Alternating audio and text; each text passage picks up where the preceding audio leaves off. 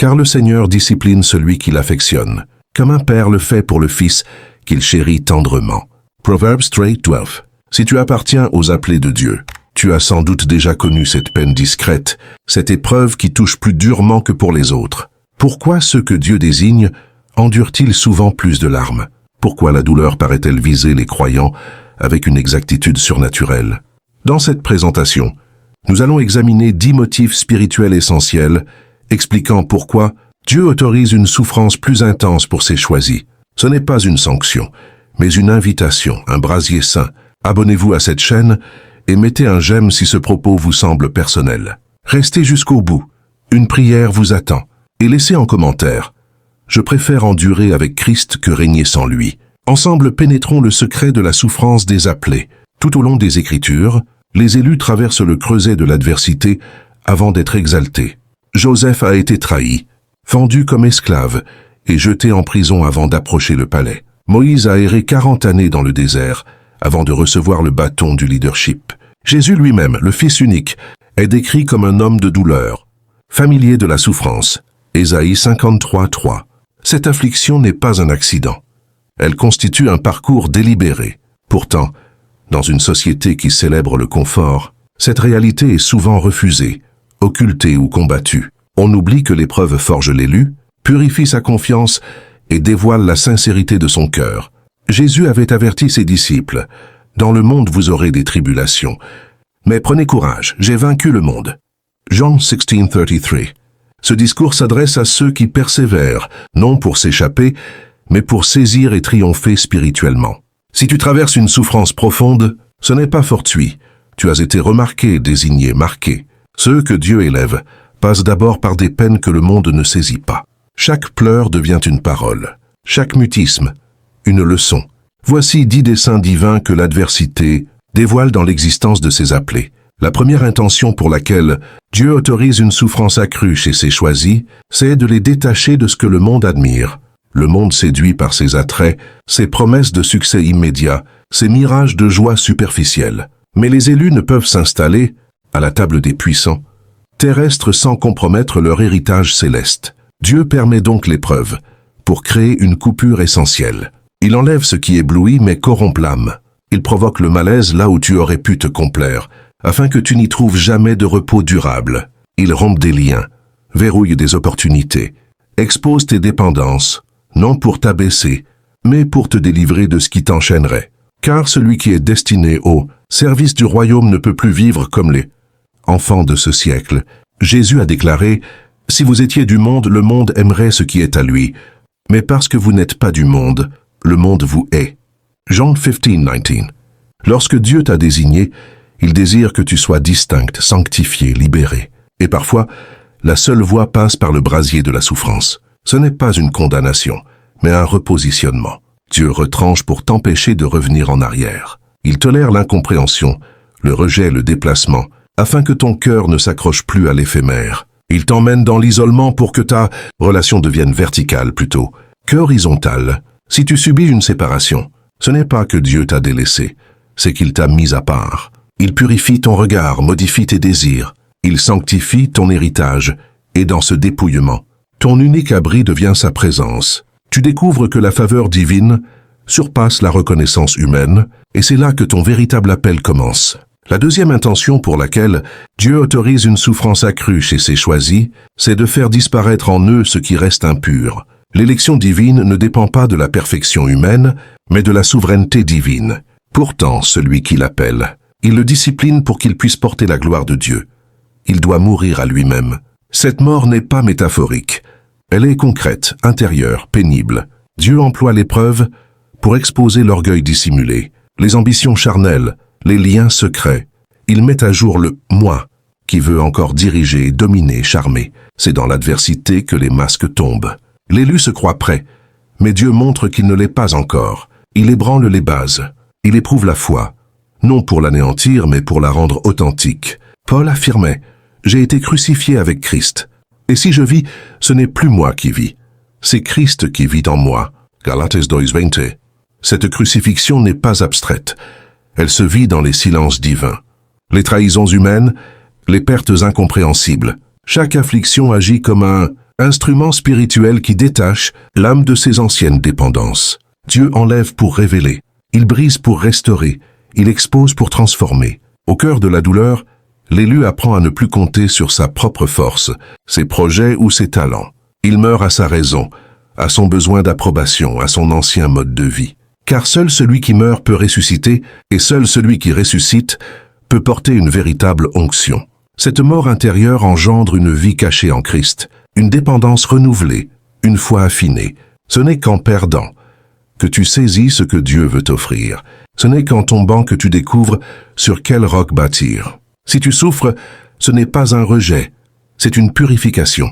Dieu façonne son vase pour qu'il contienne sa gloire. Et ce vase ne peut être rempli que lorsque l'élu accepte de ne plus se remplir lui-même. La troisième intention pour laquelle Dieu autorise une souffrance accrue chez ses choisis, c'est de leur dévoiler des facettes de sa nature que les autres ne peuvent découvrir. Certaines révélations divines sont réservées au cœur brisé. Certaines profondeurs de Dieu s'ouvrent seulement dans les vallées. Les appelés destinés à une intimité profonde avec Dieu doivent le rencontrer dans ses aspects les plus intenses. Sa fidélité quand tout semble perdu, sa paix au cœur de la tourmente, sa voix dans le désert. Dieu ne se limite pas à enseigner. Il veut se manifester. Et l'épreuve est souvent le seul endroit où ton cœur est assez vidé pour l'entendre vraiment.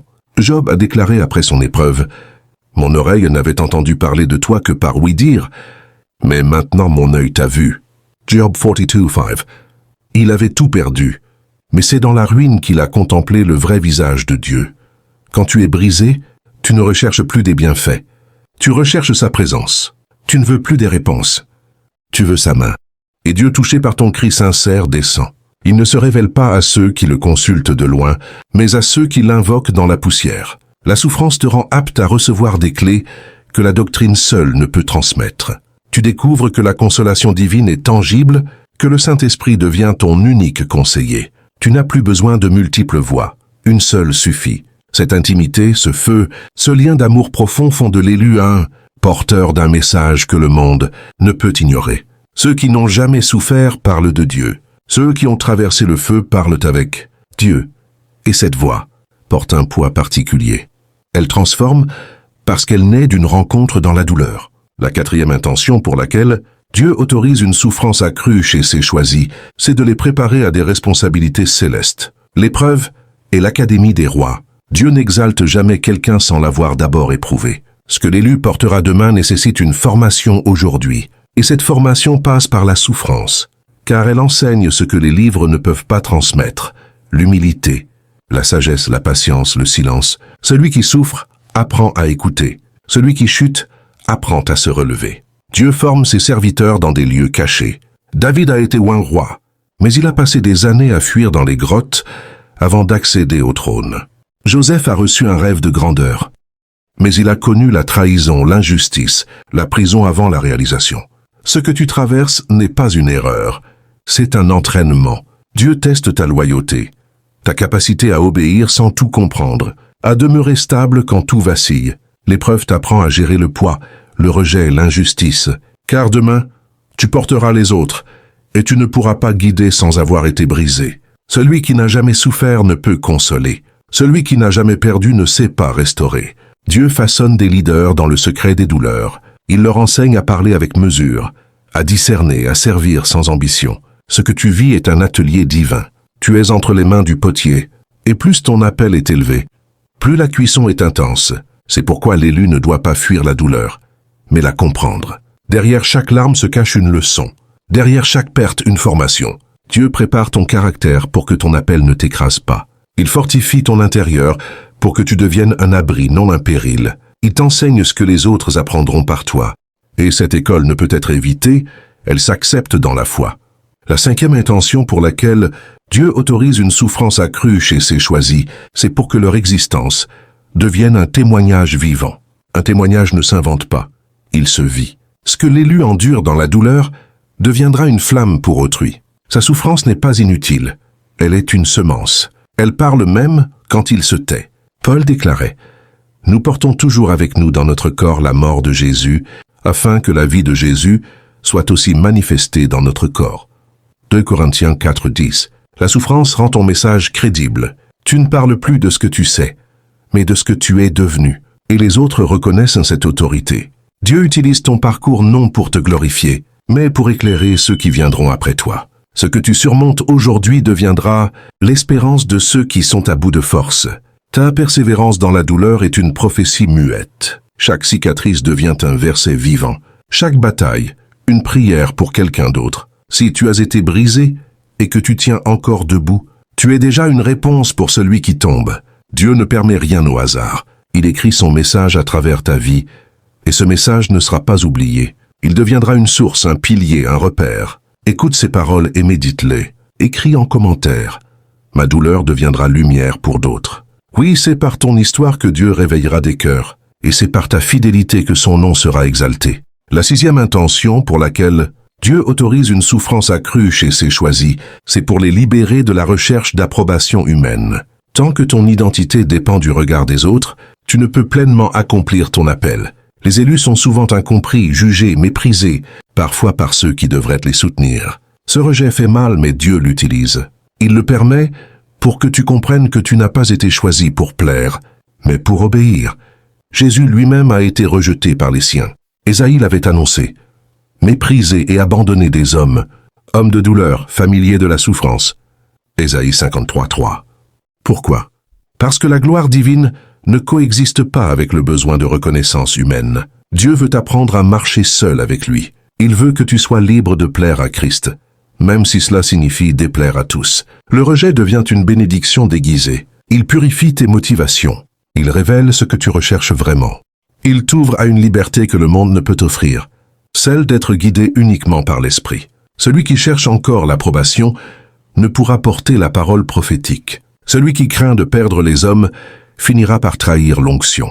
C'est pourquoi Dieu permet que l'élu soit mal compris, isolé, contesté. Il veut l'amener à ce point où il dira comme Paul, « Si je plaisais encore aux hommes, je ne serais pas serviteur de Christ. » Galates 1:10. Et quand l'élu ne recherche plus les applaudissements, il devient dangereux pour le royaume des ténèbres, car il n'est plus manipulable. Il ne se vend pas. Il ne se plie pas. Dieu l'a façonné pour qu'il marche droit, même seul. Et c'est là que commence le vrai ministère, obéir à Dieu quand personne ne comprend. La 7e intention pour laquelle Dieu autorise une souffrance accrue chez ses choisis, c'est pour les rendre aptes à discerner l'invisible. L'élu ne peut vivre comme les autres. Il doit voir au-delà des apparences. Et ce discernement ne s'acquiert pas par les livres, mais par le feu. La souffrance ouvre les yeux spirituels. Elle t'apprend à lire entre les lignes, à entendre les silences, à identifier les esprits, à percevoir les atmosphères. Celui qui souffre apprend à prier différemment. Il ne demande plus des objets. Il cherche la présence. Il ne court plus après les signes. Il devient lui-même un signe. Dans la douleur, l'âme se dépouille et l'esprit s'affine. Dieu permet cela pour aiguiser ton oreille spirituelle. Il veut que tu entendes sa voix au milieu du bruit, que tu perçoives sa direction dans le chaos. Élie, au fond de la caverne, n'a pas entendu Dieu dans le vent ni dans le feu, mais dans un murmure doux et léger. 1 Roi 19:11-12. Cette sensibilité ne s'obtient que dans l'intimité de l'épreuve. Quand tout te manque, tu apprends à discerner l'essentiel. Dieu te révèle les intentions cachées, les manipulations déguisées, les voies dangereuses. Tu deviens intercesseur, guetteur, veilleur. Tu ne te laisses plus distraire par les apparences. Tu sens quand l'esprit est attristé, quand un lieu est souillé, quand une parole n'est pas inspirée. La souffrance t'a rendu vigilant. Elle t'a appris à dépendre du Saint-Esprit, et ce discernement devient ton arme. Tu ne combats plus à l'aveugle. Tu sais d'où viennent les flèches. Tu sais quand parler et quand te taire. Tu n'agis plus par émotion, mais par révélation. Et c'est cela qui fait de toi un élu redoutable dans le royaume, quelqu'un qui voit dans l'invisible. La 8e intention pour laquelle Dieu autorise une souffrance accrue chez ses choisis, c'est pour qu'il ne s'attache plus aux réalités passagères. Dieu veut que ton cœur s'ancre dans l'éternel. Mais l'âme humaine aime naturellement ce qui brille, ce qui rassure, ce qui flatte. Alors, il permet des pertes, des séparations, des douleurs, non pour te détruire inutilement, mais pour te délivrer de l'illusion. Ce que tu croyais stable s'effondre, ce que tu pensais posséder t'échappe, ce que tu idolâtrais s'écroule, et dans ce vide, Dieu te montre que seul lui demeure. Le ciel et la terre passeront, mais mes paroles ne passeront point. Matthieu 24:35. Ce monde est une scène, Ces gloires ne sont que fumée. L'élu doit apprendre à ne pas bâtir sur le sable. La souffrance devient un maître. Elle enseigne l'essentiel. Elle révèle ce que tu portais sans le savoir. Elle te force à revoir tes priorités, tes fondations, tes affections. Peu à peu, tu choisis ce qui a du poids éternel. Tu ne t'attaches plus au titre, mais à l'obéissance. Tu ne cherches plus à réussir ici-bas, mais à être fidèle là-haut. Ton cœur se dépouille, et ce dépouillement te libère. Il ne reste que ce qui compte, la voix de Dieu, la mission qu'il t'a confiée, la foi, la justice, l'amour. L'élu devient un pèlerin. Il ne cherche plus à s'installer. Il avance. Il porte la gloire sans s'y attacher. Il vit comme quelqu'un de passage, car il sait que ce monde n'est pas son royaume. Et la souffrance le lui a enseigné. La 9e intention pour laquelle Dieu autorise une souffrance accrue chez ses choisis, c'est pour manifester sa puissance à travers leur faiblesse. Dieu n'a jamais recherché des hommes forts. Il cherche des cœurs disponibles. Et souvent, c'est dans la faiblesse que sa gloire éclate. L'élu traverse la souffrance pour qu'il n'y ait aucun doute. Ce n'est pas lui, c'est Dieu en lui. Paul l'a compris. Ma grâce te suffit, car ma puissance s'accomplit dans la faiblesse. 2 Corinthiens 12:9. Dieu n'attend pas que tu sois parfait. Il attend que tu sois vrai. Et parfois, il permet que tu sois à bout, épuisé, vidé, pour que tu cries vers lui. C'est dans cette prière déchirée que l'Esprit descend. Et là, tout change. Ta chair ne peut plus se vanter. Ton intelligence ne peut plus dominer. Tu es brisé, mais présent. Affaibli, mais obéissant. Et Dieu agit. Il guérit à travers toi. Il libère par ta bouche. Il relève par ton simple regard. Car tu es devenu un canal. Tu ne brilles plus. Tu laisses passer la lumière. Et c'est ainsi que Dieu montre au monde que sa puissance ne dépend pas de la force humaine, mais de la soumission du cœur. La souffrance a ouvert ce canal, et maintenant sa gloire coule. La 10e intention pour laquelle Dieu autorise une souffrance accrue chez ses choisis, c'est pour les façonner à l'image du Christ. Être élu, ce n'est pas être favorisé dans le confort. C'est être appelé à ressembler à Jésus. Et Jésus a été brisé, rejeté, torturé, crucifié. Comment prétendre le suivre sans traverser la souffrance? Si quelqu'un veut venir après moi, qu'il renonce à lui-même, qu'il se charge de sa croix et qu'il me suive. Matthieu 16:24. Dieu veut que tu portes cette croix non pour te punir, mais pour te modeler, pour que ta douceur soit comme la sienne, ta compassion comme la sienne, ton pardon comme le sien. La souffrance te rend semblable à lui. Elle t'apprend à aimer ceux qui te blessent, à bénir ceux qui t'abandonnent, à garder ton cœur pur au milieu du feu. Et c'est dans ce processus que tu deviens lumière. Tu ne prêches plus l'évangile, tu l'incarnes, tu deviens un Christ vivant. Et ce monde a désespérément besoin de voir le Christ, non dans des discours, mais dans des vies transfigurées. Dieu veut que tu sois ce reflet, et pour cela il permet la souffrance. Car c'est dans le feu que l'or se purifie, c'est dans les larmes que la gloire descend. La souffrance des élus n'est jamais fortuite. Derrière chaque larme, chaque silence, chaque perte se cache un langage céleste. C'est un code que seul l'Esprit peut déchiffrer. Ce que tu vis parle. Voici 10 révélations cachées dans les Écritures. Des codes que Dieu grave en toi pour que tu ne sois plus jamais le même.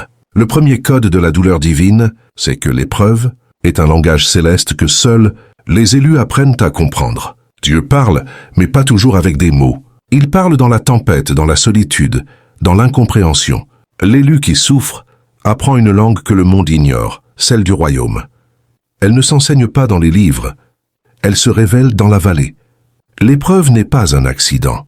C'est une parole voilée, un enseignement caché. Quand Dieu veut te préparer à une mission qui dépasse l'entendement, il t'introduit dans cette école silencieuse où chaque douleur est une lettre, chaque saison sombre une phrase, chaque perte un chapitre. Ce langage ne produit pas le découragement, il produit le discernement. Celui qui souffre avec Dieu devient capable de percevoir l'invisible, de comprendre ce que Dieu veut dire au monde à travers sa propre vie. L'épreuve devient une prophétie incarnée. Tu n'es plus un simple croyant, tu deviens un message vivant. Et cette capacité ne s'acquiert pas dans le confort, elle naît dans le feu. Lorsque tu acceptes cette langue, tu n'interprètes plus ta douleur avec les yeux humains. Tu sais que derrière chaque attaque se cache un appel, derrière chaque silence une direction. Tu cesses de te plaindre, tu commences à écouter, car Dieu ne t'a pas abandonné. Il t'enseigne. Tu es sur une montagne ardente comme Moïse devant le buisson. Ce que tu entends ne vient pas de la terre. Il faut une oreille spirituelle pour le saisir, et Dieu veut te l'ouvrir.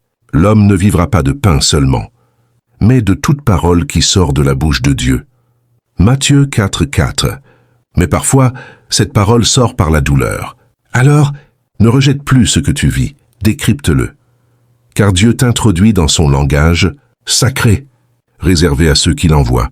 Le deuxième code de la douleur divine, c'est que l'épreuve te révèle à toi-même ce que la paix avait masqué. Tant que tout va bien, tu crois te connaître, mais c'est dans le feu que la vérité émerge.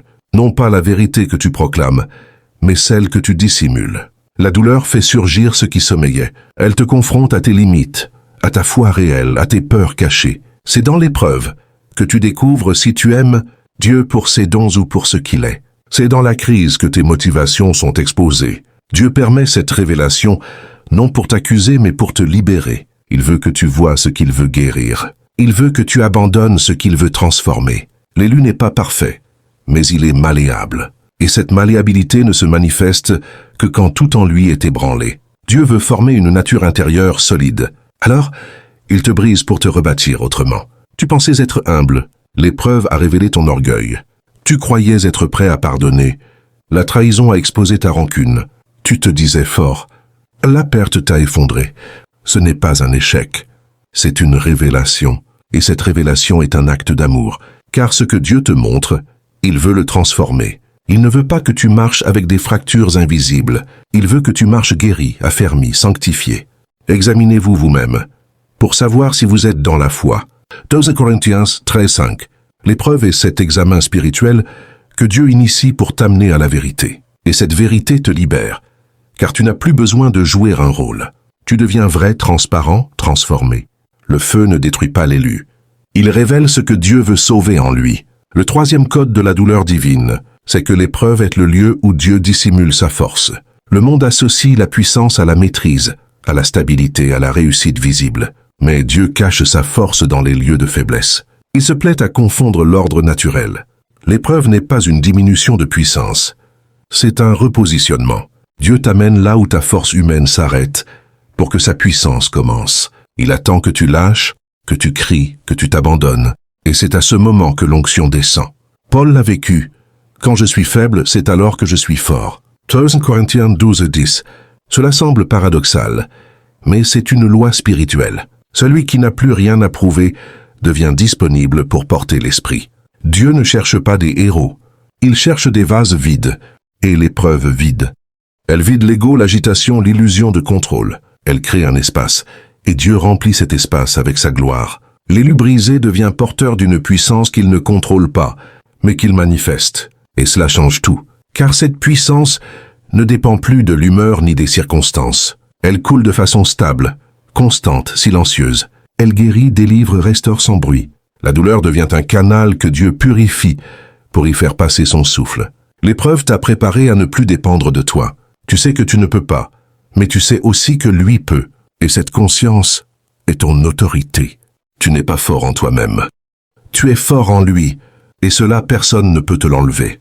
Car tu ne l'as pas appris, tu l'as vécu. Le quatrième code de la douleur divine, c'est que l'épreuve est une invitation divine à changer de niveau spirituel. Dieu ne permet jamais une douleur profonde sans une élévation correspondante. Il travaille par saison, et chaque souffrance marque une transition. Ce n'est pas la fin d'un cycle, c'est l'annonce d'un nouveau. L'élu qui souffre doit comprendre qu'il se trouve à la frontière d'un changement. Mais pour entrer dans la nouvelle dimension, il faut mourir à l'ancienne. Dieu utilise l'épreuve pour provoquer ce passage. Il ferme les anciennes sources, coupe les anciens liens, brise les anciens mécanismes. Tu ne comprends pas pourquoi tout se dérègle. C'est que Dieu veut te faire sortir d'un territoire spirituel devenu trop étroit. Il veut t'emmener plus haut, mais pour cela il secoue ta tente. Il détruit tes repères. Il déracine ce qui t'a longtemps porté. Et cela fait mal car tu étais habitué. Tu avais trouvé ton équilibre. Mais Dieu ne te veut pas stable. Il te veut en mouvement. Salut tout le monde. Salut tout le monde. Aujourd'hui, nous allons voir comment entretenir l'amour. Pour commencer, planifiez quelques événements surprises pour votre partenaire. Afin de raviver la flamme à des dates clés, il est également très important de faire preuve d'honnêteté et de transparence avec votre partenaire concernant vos sentiments. N'oubliez pas, l'amour ne touche pas qu'aux sentiments. Nos actions comptent aussi pour beaucoup. Si vous appréciez sincèrement une personne, vous ferez tout ce qu'il faut pour que cet amour perdure et reste intense. Alors voici un conseil. N'hésitez pas à exprimer vos sentiments d'affection envers votre partenaire. Elle a aussi besoin de se sentir chérie, hein? Restons positifs et préservons l'amour. Le 6e code de la douleur divine, c'est que l'épreuve développe en toi une autorité spirituelle invisible. L'autorité spirituelle ne se proclame pas. Elle se porte. Ce n'est pas une fonction. C'est un poids intérieur, une force silencieuse, une puissance cachée dans les cicatrices. Quand tu as souffert dans la fidélité, quelque chose de céleste s'est déposé sur toi. Tu n'as pas besoin de hausser la voix. Ta simple présence impose le respect dans le monde invisible. Ce que tu as vécu a imprimé une marque sur ton esprit. Tu es devenu un témoin, un survivant, un porteur de l'empreinte divine. Et cette autorité ne se forge pas dans les écoles. Elle se forge dans les creux de la souffrance. Dieu la donne à ceux qui ont tenu quand tout les poussait à abandonner. Ceux qui ont été brisés mais sont restés fidèles. Ceux qui ont pleuré mais ont refusé de maudire. Cette autorité vient du ciel et elle fait trembler l'enfer. Le monde ne la voit pas, mais les esprits la sentent. Tu n'as plus besoin de prouver que tu es appelé. Tu le portes en toi. Ta nuit a été formée dans le feu. Ta foi n'est pas une récitation. C'est une épée, et cette autorité est une récompense divine. Dieu l'accorde à ceux qui se sont laissés former dans la fournaise. Tu es devenu comme Moïse qui, après 40 ans de désert, portait sur son visage une lumière que personne ne pouvait nier. Tu es devenu comme Paul, dont les chaînes ne réduisaient pas l'autorité, mais l'amplifiaient. Le ciel reconnaît ton endurance. Le monde spirituel connaît ton nom, et cette autorité te permettra demain de briser des chaînes, de relever des faibles, de prophétiser avec feu, de prier avec puissance. Car tu ne parles pas d'un Dieu que tu connais en théorie. Tu parles d'un Dieu qui t'a relevé dans la nuit, et cela, nul ne peut te l'enlever. Le 7e code de la douleur divine, c'est que l'épreuve te donne un amour plus pur, plus fort, plus semblable à celui du Christ. Celui qui n'a jamais souffert aime souvent avec condition. Il attend un retour, une reconnaissance, un équilibre. Mais celui qui a été brisé apprend un autre type d'amour. L'amour qui persiste. L'amour qui ne dépend pas de l'autre. L'amour qui bénit même lorsqu'il est maudit. L'épreuve brise ton cœur pour qu'il aime comme Jésus. Et c'est dans les trahisons, les rejets, les abandons que Dieu travaille ton cœur. Il ne veut pas que tu aimes selon la chair, mais selon l'esprit. Et l'esprit aime sans agenda. Il aime même l'ennemi. Il aime sans sécurité. Il aime sans retour. Et c'est ce genre d'amour que Dieu dépose en toi à travers la douleur. Tu pleures, mais tu pardonnes. Tu saignes, mais tu bénis. Tu perds, mais tu restes fidèle. Et ce paradoxe t'élève. Tu deviens un reflet de Christ. Tu aimes parce que tu as été aimé dans ta misère. Tu donnes, car tu sais ce que c'est d'avoir tout perdu. Et tu seras surpris un jour de voir combien ton amour a guéri ceux qui t'ont blessé. Tu es devenu un canal de la compassion divine. Ce que tu as vécu a élargi ta capacité à aimer. Tu n'as plus peur d'être blessé. Tu n'aimes plus pour te remplir. Tu aimes pour libérer. Et cela fait de toi un instrument puissant entre les mains du Père. Car l'amour pur n'échoue jamais. Il traverse les murs. Il touche les âmes. Il sauve dans le silence. Et cet amour, Dieu l'a mis en toi par la souffrance. Le 8e code de la douleur divine, c'est que l'épreuve t'apprend à dépendre uniquement du Saint-Esprit. Quand tout s'écroule autour de toi, tu n'as plus de béquilles, plus de relais humains, plus de plan B. Et c'est là que tu découvres une source que tu ne connaissais pas, le Saint-Esprit. Dans l'épreuve, il devient ton souffle, ta paix, ton guide, ton ami. Tu ne sais plus quoi faire. Alors tu écoutes. Tu ne peux plus avancer. Alors tu restes. Tu n'as plus les mots. Alors tu pleures. Et c'est dans ce dépouillement que le Saint-Esprit se révèle. Il ne vient pas dans l'agitation. Il vient dans la soif. Et la souffrance t'a rendu assoiffé. Tu n'as plus de solutions humaines. Alors, tu accueilles la sagesse divine. Il commence à te parler, à te montrer, à te remplir. Tu passes des heures à l'écouter, car tu n'as plus rien d'autre. Et c'est là ta vraie communion. Tu ne dépends plus des hommes. Tu n'attends plus des signes. Tu suis sa voix. Tu n'as plus besoin de convaincre, car tu es conduit. L'épreuve t'a formé à une vie nouvelle, une vie par l'esprit. Et c'est la seule vie qui tient. Désormais, ce n'est plus toi qui vis. C'est l'esprit qui guide. Et cette dépendance est ta force. Car le Saint-Esprit ne se trompe jamais. Il sait quand parler, quand agir, quand attendre. Et maintenant que tu as appris à marcher avec lui, plus rien ne pourra t'égarer. Le 9e code de la douleur divine, c'est que l'épreuve transforme ton regard sur les autres et sur la vie. Avant la souffrance, tu voyais la vie selon tes filtres. Tu jugeais vite, tu parlais vite, tu méprisais ce que tu ne comprenais pas. Mais l'épreuve a brisé ton regard. Elle l'a sanctifié. Tu vois maintenant avec compassion. Tu discernes les douleurs cachées. Tu entends les silences. Tu sens les fardeaux. Tu es devenu sensible à ce que les autres ignorent. Tu n'es plus dans la façade. Tu vis dans la profondeur. Et cela change tout. Tu ne cherches plus à briller. Tu cherches à servir. Tu ne veux plus être vu. Tu veux être utile. Tu ne veux plus avoir raison. Tu veux aimer avec vérité. L'épreuve t'a enseigné que chacun porte une guerre invisible. Et tu n'as plus envie de juger qui que ce soit. Tu veux relever, aimer, guérir. Tu veux devenir un instrument de restauration. Ton regard a changé. Et ce regard de miséricorde voit ce que d'autres piétinent. Il valorise ce que le monde rejette. Et Dieu l'utilisera, car le monde a besoin de cœurs qui voient comme lui. Et tu es en train de devenir cela. Le 10e code de la douleur divine, c'est que l'épreuve grave en toi, une foi que rien ne pourra jamais éteindre. Il existe une foi de surface et une foi gravée. La première dépend des saisons. La seconde demeure malgré les tempêtes. Et cette fois-là, Dieu la sculpte dans la douleur. Quand tu as pleuré sans comprendre, quand tu as obéi sans voir, quand tu as continué sans sentir sa main, tu croyais tout perdre. Mais en réalité, tu gagnais une foi indestructible. Une foi qui ne se dit pas mais qui se vit. Elle est là au fond de toi. Comme une flamme que l'enfer n'a pas pu éteindre. Tu es passé par l'épreuve et tu crois encore. Tu n'as pas abandonné. Et cette foi est une arme. Elle n'est pas bruyante. Elle est ferme. Elle ne se voit pas toujours, mais elle soutient tout. Tu n'as plus besoin de ressentir pour croire. Tu crois parce que tu connais celui qui t'a appelé. Et ce feu ne s'éteindra plus. Partage cette vidéo maintenant, car quelqu'un que tu connais a besoin de retrouver cette foi. Un seul partage peut allumer une étincelle dans une âme éteinte. Il ne suffit pas de comprendre pourquoi tu souffres. Il faut décider comment tu vas marcher après la douleur. Chaque épreuve exige un repositionnement intérieur. C'est là que tout commence.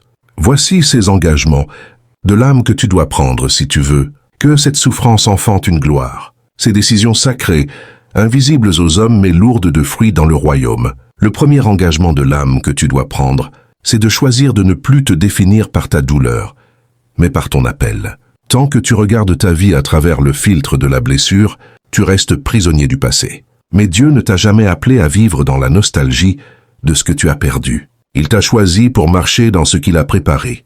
Et cela commence par une décision intérieure. Ne plus faire de ta douleur ton identité. Elle fait partie de ton histoire, mais elle ne résume pas ta destinée. Paul a été battu, trahi, emprisonné, mais il ne s'est jamais défini comme une victime. Il écrivait « Je puis tout par celui qui me fortifie ». Philippiens 4:13. Pourquoi? Parce qu'il avait compris que son appel était plus grand que ses cicatrices. Toi aussi, décide aujourd'hui que ta valeur ne dépend pas de ce que tu as perdu, mais de ce que Dieu a déposé en toi. Même si tu es tombé, ton onction n'a pas disparu. Même si tu as été brisé, ton feu n'a pas été éteint. Et cette décision de te redresser intérieurement va tout changer. Tu vas commencer à marcher avec une posture nouvelle. Tu vas arrêter de demander « Pourquoi moi ?» Et tu vas commencer à dire « Utilise-moi Seigneur, même brisé ». Ce changement de regard ouvre une porte dans le monde spirituel. Dieu honore ceux qui refusent d'être définis par leur passé. L'épreuve devient alors un tremplin, pas un tombeau. Elle t'enseigne, mais ne te limite plus. Elle t'a formé, mais elle ne te freine plus. En posant cet engagement, tu entres dans une nouvelle saison. Tu n'es plus dans la survie. Tu entres dans la mission. Et tout ce que tu as vécu devient un outil entre les mains de Dieu. Tu n'es pas ton échec. Tu n'es pas ton chagrin. Tu es son instrument. Et rien ne pourra arrêter celui qui marche avec cette foi. Le deuxième engagement de l'âme que tu dois prendre, c'est de refuser que l'amertume devienne ton refuge. L'amertume est une prison douce. Elle te fait croire que tu te protèges, alors qu'elle t'empoisonne lentement. Elle se loge dans les recoins du cœur après l'injustice, la trahison, l'abandon. Et elle murmure « Ne fais plus confiance, ne te livre plus, ne prie plus avec la même intensité. » Mais Dieu veut te libérer de cette voie, car tant que tu vis avec l'amertume, tu es encore lié à celui ou à ce qui t'a blessé. Tu crois t'éloigner, mais tu restes attaché dans l'esprit. Jésus sur la croix a dit « Père, Pardonne-leur car ils ne savent ce qu'ils font. Luke 23:34. Il a coupé toute chaîne d'amertume à l'instant même de la souffrance. Pourquoi? Parce que le royaume ne s'ouvre qu'au cœur pur.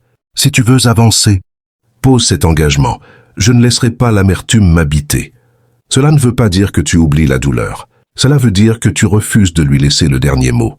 Tu choisis de bénir, de prier pour ceux qui t'ont blessé.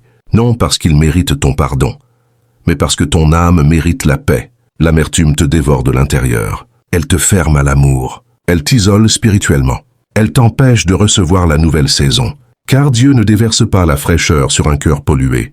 Tu dois purifier ta source. Lâche cette rancune. Dépose ce nom au pied de la croix. Décide aujourd'hui que ta paix est plus précieuse que ta revanche. Car celui qui reste en paix devient inarrêtable. Il ne se laisse plus manipuler par les blessures. Il garde sa lumière. Il avance. Et c'est cette posture qui fera trembler les ténèbres. Le pardon n'est pas une faiblesse, c'est une arme. Et toi, tu es un guerrier de l'amour. Ne laisse pas l'amertume devenir ta vérité. Ton appel est trop grand pour rester attaché à ce qui t'a fait tomber. Le troisième engagement de l'âme que tu dois prendre, c'est d'apprendre à te reconstruire, avec le Saint-Esprit et non avec tes anciennes stratégies.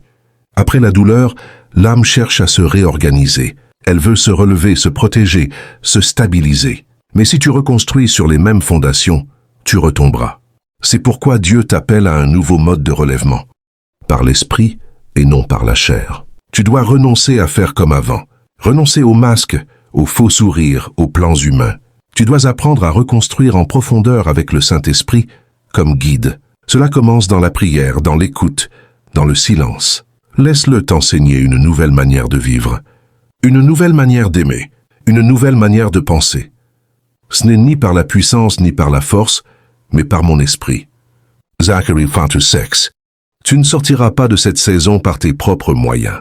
Tu en sortiras par la révélation. Chaque blessure est une porte que l'esprit veut habiter. Chaque fissure est un lieu de communion. Ne ferme pas ton cœur, ouvre-le. Demande à Dieu de t'apprendre à reconstruire avec lui. Cela prendra du temps. Cela demandera de l'humilité. Mais ce que tu bâtiras cette fois-ci ne tombera plus, car ce sera ancré dans sa voix. Reconstruit avec la parole, avec la louange, avec l'intercession. Ce sont tes nouveaux matériaux. Tu n'as pas besoin de faire semblant d'aller bien. Tu as besoin de suivre chaque jour un pas, chaque pas une victoire. Laisse l'esprit t'apprendre à marcher autrement. Tu verras bientôt que tu n'es plus la même personne. Tu n'as plus les mêmes réflexes. Tu n'attires plus les mêmes choses. Car tu es devenu un temple reconstruit par la main de Dieu. Et cette œuvre-là, nul ne pourra la détruire. Le quatrième engagement de l'âme que tu dois prendre, c'est de renoncer au besoin de tout comprendre avant d'obéir. L'épreuve crée souvent une soif de réponse. Pourquoi moi? Pourquoi maintenant? Pourquoi autant? Mais Dieu ne répond pas toujours avec des explications. Il répond avec sa présence. Il ne cherche pas des experts. Il cherche des obéissants. Et l'élu doit apprendre à marcher par la foi, même quand tout semble flou. Job n'a jamais reçu d'explication sur ses douleurs, mais il a reçu une révélation. Dieu est Dieu, même dans le silence. Tu dois décider aujourd'hui de ne plus conditionner ton obéissance à ta compréhension. C'est la maturité. Tu ne marches plus avec les yeux, mais avec l'âme connectée à la voix. Confie-toi en l'Éternel de tout ton cœur et ne t'appuie pas sur ta sagesse. Proverbs 3:5, c'est un acte d'humilité radicale. Tu poses ton intelligence, ton analyse, tes projections, et tu dis « Seigneur, même si je ne comprends pas, je te suis ». Cette posture débloque des choses dans le monde spirituel. Dieu honore la confiance aveugle. Il révèle au fur et à mesure, et chaque acte d'obéissance t'ouvre à une nouvelle dimension. Tu réalises que tu n'avais pas besoin d'une réponse. Tu avais besoin d'une direction. L'épreuve ne se comprend pas toujours dans l'instant, mais elle s'éclaire avec le recul, et parfois, tu ne comprendras qu'au ciel. Mais sur la terre, ta mission est d'obéir. Pose cet engagement. Je marche même sans voir. Et tu verras que cette marche sera celle des vainqueurs. Le cinquième engagement de l'âme que tu dois prendre, c'est de rester dans la louange, même quand tu n'as plus de force. Louange et douleur semblent contradictoires, mais dans le royaume, elles sont liées. Celui qui loue dans l'épreuve libère une puissance que le ciel ne peut ignorer. Paul et Silas, en prison au milieu de la nuit, ont chanté « Et les chaînes sont tombées ». Acte 16:25. Ce n'était pas logique, c'était une arme. Louer quand tout va mal c'est affirmer que Dieu est au-dessus de tout. Ce n'est pas nier la souffrance, c'est proclamer qu'elle n'aura pas le dernier mot. Quand tu poses cet engagement, tu désarmes les ténèbres. Elles s'attendaient à te voir maudire Dieu. Elles te verront l'exalter. Et cela change l'atmosphère. Ta maison, ton esprit, ton cœur se réalignent. Tu n'as plus besoin de ressentir pour louer. Tu loues par choix. Et cette louange devient une semence de percée. Continue à chanter, à proclamer, à adorer. Même si les larmes coulent, même si personne ne te comprend. Dieu entend chaque note, chaque soupir transformé en chant. Et il descend, il te relève, il te restaure. Et si ce message parle à ton cœur, écris en commentaire, ma louange survivra à la tempête.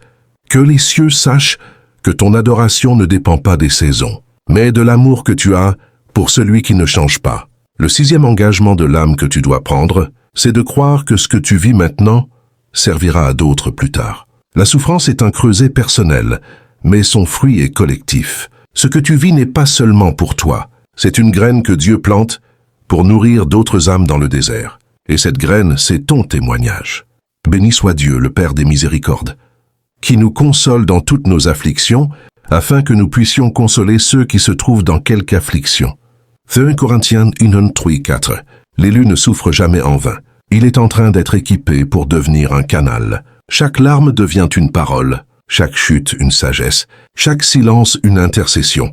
Et quand viendra le jour où tu croiseras quelqu'un qui vit ce que tu as surmonté, tu sauras quoi dire. Tu n'apporteras pas une théorie, mais une vérité vécue. Tu ne parleras pas seulement avec la bouche, mais avec l'âme. Et cela guérira, cela relèvera, cela transformera. Mais pour en arriver là, pose aujourd'hui cet engagement intérieur. Ce que je vis servira à d'autres. Tu refuses de voir ton épreuve comme un vide. Tu la vois comme une formation, une école divine pour l'avenir. Et cette vision change tout. Tu n'es plus dans la plainte. Tu entres dans la préparation. Ton regard s'élargit. Tu discernes le plan de Dieu même s'il reste voilé. Et tu marches non plus comme une victime, mais comme un futur consolateur. Tu portes déjà l'huile, même si le flacon semble vide. Dieu y mettra la provision au moment voulu. Ne gaspille pas ta douleur, consacre-la, dis à Dieu. Fais-en une source pour les autres. Et tu verras un jour, au détour d'un chemin, qu'une seule de tes cicatrices aura empêché quelqu'un d'abandonner. Le 7e engagement de l'âme que tu dois prendre, c'est de te tenir prêt. Quand Dieu ouvrira enfin la porte, la souffrance t'a brisé, épuré, formé, mais un jour, la porte s'ouvrira. Et beaucoup, qu'après une longue saison de douleur, sont surpris par l'intervention divine. Ils ont attendu si longtemps, pleuré si profondément, qu'ils se sont endormis dans la lassitude. Mais l'élu ne doit pas dormir spirituellement. Il doit rester prêt. Dieu agit toujours soudainement. Il change les saisons en un instant. Il transforme le désert en jardin, et ce jour viendra. Mais seras-tu prêt à marcher? Seras-tu prêt à obéir rapidement? Seras-tu prêt à abandonner le deuil pour entrer dans la mission? Jésus dit, « Heureux ces serviteurs que le Maître, à son arrivée, trouvera veillant. » Luc 12:37. L'attente ne doit pas t'endormir. Elle doit t'affûter. Ce que Dieu prépare pour toi est grand. Mais il cherche des cœurs réveillés, des âmes disponibles, des esprits alertes. Ce que tu vis n'est pas la fin. C'est une transition, et cette transition a une durée. Elle n'est pas éternelle. Dieu a fixé un temps pour ton élévation, et ce temps viendra. Alors pose aujourd'hui cet engagement. Je resterai éveillé. Je ne laisserai pas l'amertume me paralyser. Je ne permettrai pas à la fatigue spirituelle de me voler ma saison. Je serai prêt. Prêt à aimer à nouveau. Prêt à prier avec feu. Prêt à dire oui quand Dieu dira maintenant. Et quand cette porte s'ouvrira, car elle s'ouvrira, tu ne perdras pas une seconde. Tu marcheras non comme un blessé, mais comme un soldat restauré. L'épreuve aura fait de toi un homme prêt, une femme prête. Et tu verras que l'attente n'aura pas été une perte, mais une stratégie céleste. Maintenant, ouvre ton cœur. Voici une histoire inspirée des cieux, une parabole sacrée cachée dans le silence de ceux qui souffrent et révélée à ceux qui cherchent à comprendre les voies du Père. Que cette parole imagée devienne lumière sur ton chemin et que son mystère éveille en toi le courage de suivre le Christ jusqu'au bout. Il était une fois dans un royaume lointain un forgeron nommé Hélior. Il vivait seul dans une vallée froide et oubliée, travaillant jour et nuit le métal sans jamais saisir pourquoi son feu ne s'éteignait jamais, même sans bois. Il souffrait de solitude, de mépris et d'une douleur au cœur qu'aucun médecin ne pouvait guérir. Chaque nuit, il priait un Dieu qu'il ne voyait pas, espérant une réponse, un signe, un but. Un jour, un voyageur mystérieux, vêtu d'un manteau d'ombre et de lumière, entra dans la forge. Il ne dit rien. Il observa. Puis il prit une pierre noire de la cheminée et dit « Ce métal que tu frappes sans relâche n'est pas pour des outils ordinaires. C'est pour forger une clé. » Elior répondit « Une clé? Mais pourquoi ?» L'étranger répondit « Pour une porte qui n'existe pas encore, mais qui s'ouvrira quand tu seras prêt. Continue, même si tu ne comprends pas. » Et il disparut. Les jours passèrent, les années aussi. Elior forgeait toujours. Il pleurait souvent. Il se demandait si tout cela n'était pas une illusion. Mais il continua. Sa main devint ferme, son feu plus pur. Un jour, alors qu'il frappait la pierre pour la dernière fois, la lumière jaillit du métal et la clé apparut. Elle était lourde, belle, brillante, mais il n'y avait aucune serrure à l'horizon. C'est alors qu'un tremblement secoua la vallée. Une montagne s'ouvrit et une porte invisible cachée aux yeux de tous se révéla. Elior s'approcha. Il prit la clé. Elle s'ajusta parfaitement. En entrant, il découvrit une cité d'or remplie de ceux qui avaient souffert en silence. Chacun avait été un forgeron. Chacun avait reçu une tâche invisible. Et tous avaient une clé forgée dans la douleur, ouvrant un lieu réservé aux élus. Le roi du royaume apparut. Il dit « Ceux qui acceptent de forger dans l'ombre sans savoir sont ceux à qui je confie mes plus grandes portes. » Cette parabole nous enseigne que Dieu ne t'explique pas toujours ce que tu es en train de forger. Il t'ordonne de frapper, de continuer, de prier, de pleurer, même sans comprendre. Chaque douleur devient un coup de marteau sur une clé invisible. Et cette clé ouvre une porte que personne ne voit, sauf ceux qui ont persévéré. Le forgeron n'était pas maudit, il était en mission. Il croyait être oublié, il était caché. Et sa souffrance était la preuve qu'il avait été choisi. Ce que tu vis n'est peut-être pas pour aujourd'hui, mais ce que tu es en train de devenir portera un fruit éternel. Ne lâche pas le marteau. Ne quitte pas la forge. Ce que tu prépares est plus grand que ce que tu peux imaginer. Et un jour la porte s'ouvrira, et tu comprendras pourquoi tu as tant souffert. Si tu as saisi ces vérités, alors tu sais que la souffrance de l'élu n'est jamais une punition, mais une signature.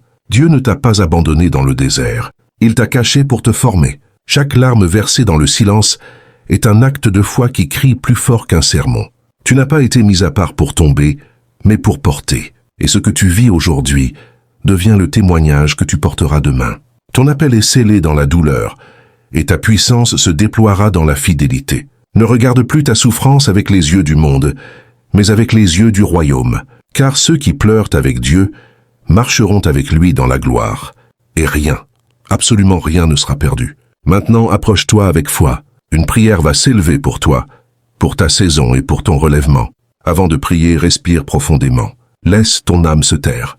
Que cette prière ne soit pas seulement entendue, mais vécue. Elle est pour toi, écrite dans l'esprit, proclamée dans la foi. Si tu souffres aujourd'hui, qu'elle devienne ton refuge, ta lumière et ta résurrection silencieuse. Seigneur, je te parle pour celui qui m'écoute, celui dont le cœur saigne encore en silence, celui que personne ne comprend, mais que toi seul regardes dans le secret.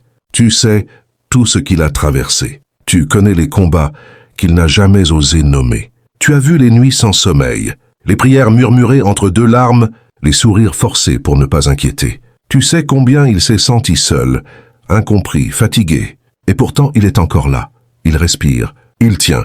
Même brisé, il est venu écouter ta voix. Alors aujourd'hui, Père, déverse sur lui ton onction de relèvement. Je te prie, Saint-Esprit, entre dans sa chambre là où il est. Habite l'espace. Fais trembler l'air de ta présence. Que la paix qui dépasse toute intelligence inonde son âme. Que le poids de ta gloire écrase la voix de l'ennemi. Que ton feu consume toute trace d'amertume, toute peur, toute fatigue spirituelle. Ce cœur a été frappé, mais il est encore debout. Et ce cœur, Seigneur, tu veux l'utiliser. Je déclare que les douleurs d'hier ne définiront pas sa destinée. Je proclame que la saison de brisement n'était pas une fin, mais un commencement. Je te demande, Père, d'ouvrir les yeux de cet élu pour qu'il voie ce que tu es en train de construire en lui. Il ne comprenait pas le pourquoi, mais toi, tu étais déjà en train de poser les fondations. Ce que les hommes ont cassé, toi, tu es en train de le reconstruire. Mieux, plus fort, plus pur. Je te prie de visiter son passé et d'y mettre ton sang. Purifie les souvenirs. Efface les paroles de mort. Supprime les verdicts injustes. Brise les malédictions familiales, les schémas d'échec, les chaînes invisibles. Libère-le, Père, que chaque cellule de son corps retrouve la liberté, que son âme retrouve la légèreté d'un enfant, qu'il se redresse non par orgueil, mais parce qu'il a compris qu'il est aimé. Seigneur Jésus, toi qui as pleuré à Gethsémanée, viens maintenant consoler, viens restaurer ce cœur fatigué. Rappelle-lui qu'il n'est pas oublié, qu'il est précieux, qu'il est choisi, que la souffrance qu'il traverse n'est pas vaine. Tu es le Dieu qui transforme la cendre en beauté, le deuil en danse, les lamentations en chants nouveaux. Fais-le, Seigneur, maintenant, qu'il sente ton bras autour de lui, qu'il entende ta voix dans son désert. Dis-lui que tu n'as pas fini. Je te prie aussi pour sa foi, qu'elle ne défaille pas, qu'elle revive, qu'elle devienne indestructible, une foi forgée dans le feu, une foi qui résiste au vent, une foi qui guérit les autres par sa simple présence. Sème en lui une foi qui ne demande plus de preuves, mais qui avance par obéissance. Une foi qui ne se mesure pas aux bénédictions visibles, mais à l'amour invisible. Éloigne de lui les distractions, les voix toxiques, les liens qui veulent l'éteindre. Envoie des connexions divines, des amitiés saintes, des mentors spirituels. Entoure-le d'intercesseurs discrets. Prépare autour de lui un cercle qui protège et élève, et dans son cœur plante l'humilité, la sagesse et la vigilance. Je te prie aussi, Seigneur, pour ses projets, ses dons, sa destinée, que tout ce que tu as placé en lui depuis le ventre de sa mère ressuscite. S'il a enfoui son appel, réveille-le. S'il a renoncé à sa vision, ravive-la. Mets sur ses lèvres une parole de feu, sur ses mains une autorité pour bâtir, sur ses pieds une direction claire, et dans ses pensées, ta paix comme gouvernail. Je te prie enfin pour sa maison, pour ses enfants s'il en a, pour son couple s'il en a un, pour son avenir. Que là où le chaos régnait, ton ordre divin prenne place. Que la confusion laisse la place à la clarté. Que les pleurs fassent place à la louange. Que la maladie se plie devant ton nom. Que les blocages cèdent. Que les portes s'ouvrent. Non parce que nous sommes dignes, mais parce que tu es fidèle. Seigneur, marque-le aujourd'hui. Change son atmosphère. Change sa vision. Change sa posture. Qu'il ne sorte pas de cette prière comme il y est entré. Qu'il sache dans son esprit qu'un tournant a été pris. Une nouvelle saison s'est ouverte. Et même si elle commence doucement, elle portera du fruit, beaucoup de fruits abondants et éternels. Merci, Père, pour cette vie. Merci pour cette âme. Merci parce qu'en toi, rien n'est perdu, rien n'est gaspillé, et tout est transformé. À toi la gloire aujourd'hui et à jamais. Amen. Si cette vidéo a résonné dans ton cœur comme une parole que Dieu avait gardée pour toi, ne la garde pas pour toi seul. Partage-la avec ceux qui pleurent encore en silence. Abonne-toi si tu veux continuer à recevoir des messages qui parlent à ton âme, qui relèvent ton esprit et t'aident à marcher avec Christ malgré les tempêtes. Active la cloche pour ne rien manquer. Et écris en commentaire « Ma souffrance est en train de devenir ma mission », car c'est dans cette confession que commence ta nouvelle saison. Abonne-toi à notre chaîne Rayonnante Foi et que Dieu te bénisse. Amen.